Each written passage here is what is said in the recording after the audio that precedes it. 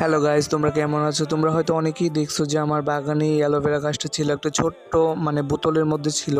তো দেখো গাছটা কিন্তু অনেক বড় হয়েছিল। আসলে অ্যালোভেরা গাছ গ্রো করতে কিন্তু এত বড় জায়গা লাগে না, ছোট জায়গাতেই হয়। দেখো রুট বাউন্ড একদম বোতলের সাইজের হয়ে গেছে।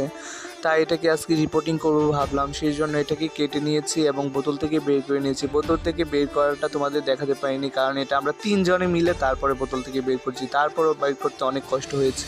তো দেখো কত সুন্দরভাবে এটা ছাটানো হয়ে গেছে একদম। এখন গোড়ার এই বাচ্চাগুলো তুলে ফেলবো। এগুলো আমি সবসময় তুলে ফেলে দিই, কারণ এগুলো লাগালেও বড় গাছ হয় না। আর এটা তুলতে গিয়ে আমার 3টা পাতা ভেঙে গেছে, সেই 3টে। আর এটাকে লাগাবো একটা মগের মধ্যে। এটাও একদম ছোট, কিন্তু তারপর ওই বোতলটার থেকে একটু বড়।